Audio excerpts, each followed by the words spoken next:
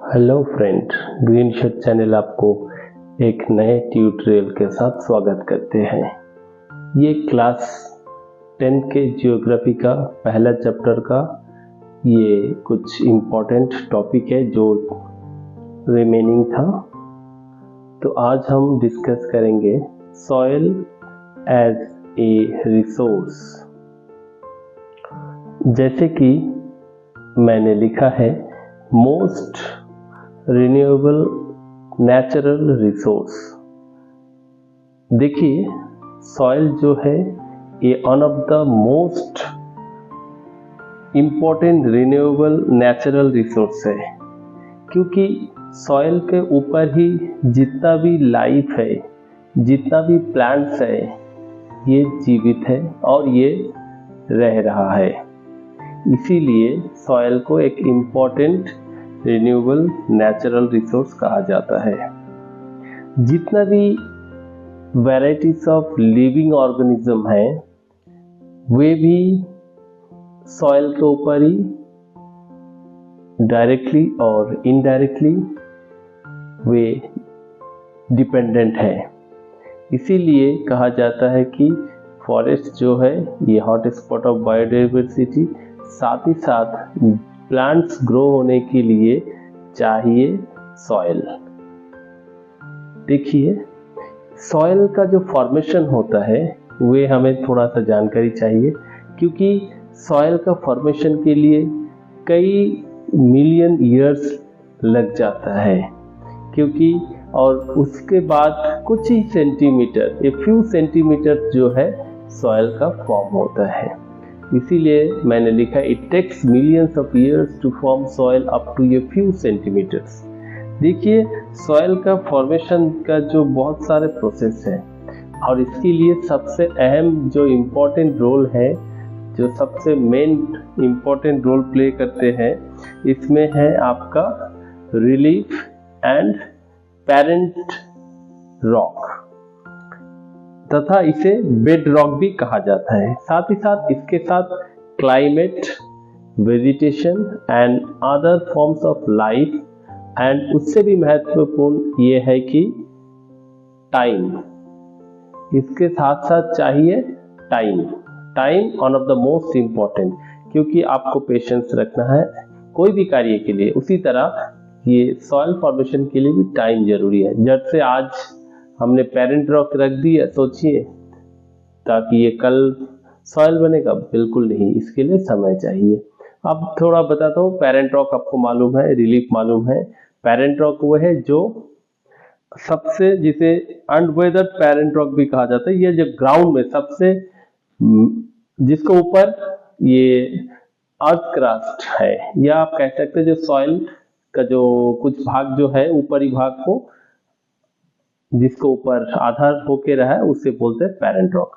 जिसको ऊपर हमारा क्रस्ट है, भूपृष्ठ है, उसे, उसका जो पत्थर होता है नीचे, जो रॉक बेड है, उसको पेरेंट रॉक कहा जाता है। उसके ऊपर होता है सॉइल फॉर्मेशन, सॉइल। देखिए, अब आता है क्लाइमेट। देखिए, क्लाइमेट किसे कहा जाता है, ये सवाल है जो हमेशा हम सुनते हैं, क्लाइमेट एंड वेदर। देखिए, क्लाइमेट और वेदर का अंतर है। क्लाइमेट जो होता है 30 साल का वेदर का जो एवरेज है, उसे कहते हैं क्लाइमेट। और वेदर क्या है, वो हर एक जगह का, हर एक समय का हिसाब से देखा जाए, वहाँ का रेनफॉल, वहाँ का टेम्परेचर, वहाँ का विंड फ्लो, ये इसी को वेदर कहा जाता है। जिस तरह बोलते हैं ना, आज का वेदर बहुत खराब है, इसीलिए सभी फिशर्समैन को समुद्र में ना जाने की सूचना जारी की। इसका मतलब कल वेदर ठीक होने का संभावना है। तो ये क्या है, तो वेदर ये हर एक घंटा का हो सकता, सम मिनट का हो सकता, एक दिन का हो सकता, एक हफ्ता का हो सकता, एक महीना का हो सकता, एक साल का वेदर रिपोर्ट हो सकता। इसी प्रकार से 30 साल का वेदर का जो क्यूमुलेटिव है, उसका जो एवरेज है, उसको क्लाइमेट होता है, कहा जाता है।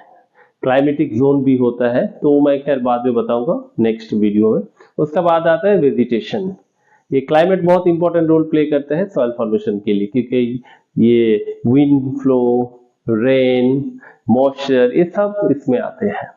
Next vegetation. वेजिटेशन बोलने से वनस्पति, यानी धरती के ऊपर जितना भी पेड़ पौधा अपने आप से ग्रो होता है, जो इंसानों द्वारा नहीं लगाया जाता, अपने आप से होता है, या अब कह सकते उसका बीजा हवा के कारण बारिश के पानी में एक जगह से बह के दूसरे जगह गया, वहां पे ग्रो हुआ।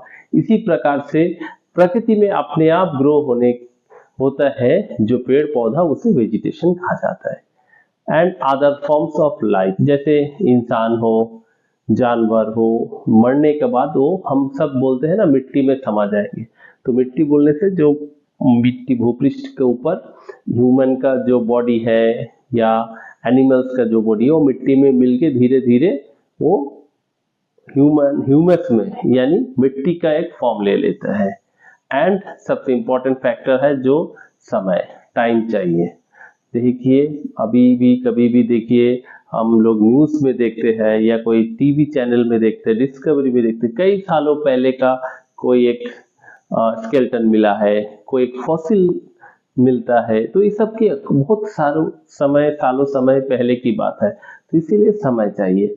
ये तो आपका सॉइल का फॉर्मेशन हो गया। अभी देखिए सॉइल का अगर देखा जाए, soil also consist of organic, मैंने पहले कहा ह्यूमस बोलते हैं, एंड इनऑर्गेनिक मटेरियल से भी फॉर्मेशन होता है।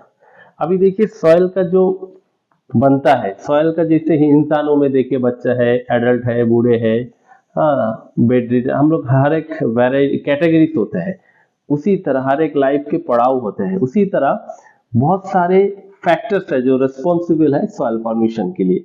वो क्या है? सॉइल फॉर्मेशन का जो फैक्टर रिस्पॉन्सिबल, जैसे कलर है, थिकनेस है यानी रंग है, थिकनेस उसका मोटापा, टेक्सचर है उसका गठन है, वो एज कितना साल का है वो है, केमिकल एंड फिजिकल प्रॉपर्टीज क्या है, ये सब बहुत सारे मैटर्स मायने रखते हैं सॉइल्स का। और भारत का जो क्लासिफिकेशन किया जाए, भारतवर्ष का जो सॉइल है वो काफी डिफरेंट है और बहुत वैरायटीज के हैं, तो इसका बारे में भी हम वार्तालाप करेंगे। लेकिन और एक बार मैं आपको रिकैप कर दूं, सॉइल जो है one of the most important renewable natural resource है। It helps to grow plants and living organism, इसके ऊपर ही पेड़ पौधा इंसान जीवित है, और ये कई साल लग जाते हैं सॉइल को फॉर्मेशन होने के लिए, और कई सारे रिस्पॉन्सिबल एलिमेंट्स है जो सॉइल फॉर्मेशन में मदद करते हैं। पैरेंट रॉक है, लिविंग मटेरियल है, क्लाइमेट है, वेजिटेशन है, अदर फॉर्म्स ऑफ लाइफ है, and most important is time. तथा इसको क्लासिफाई किया जाए तो इसका रिस्पॉन्सिबल कुछ फॉर्मेशन है जिसके कारण ही हम क्लासिफिकेशन कर पाते हैं सॉइल का, जिसका कलर है, थिकनेस है, टेक्सचर है, एज है। ये सब मैं आने वाला वीडियो में मैं और डिटेल्स बताऊंगा। जिससे मैंने अब बताया कि पहला जो मैंने बताया आपको कलर, जिस तरह से ब्लैक सॉइल गुजरात में पाए जाते हैं तथा वहां पर अच्छा कॉटन होता है। उसी तरह एलोविल सॉइल है जो गैंगेटिक प्लेन है, जो रिवर गंगा के आसपास मिल जाते हैं, जहाँ से रिवर गंगा फ्लो होते हैं, जिसको बोलते हैं भांगड़ एंड खादर, वहाँ बहुत अच्छा होता है फसलों के लिए। तो इसी प्रकार सॉइल का बहुत इंपॉर्टेंट रोल प्ले होते हैं। तो मैं आपको आने वाला वीडियो में डिटेल्स पूर्वक बताऊंगा सॉइल का। तो आपको ये वीडियो कैसे लगा जरूर कमेंट करिए और इस चैनल को सब्सक्राइब करिए। Thank you.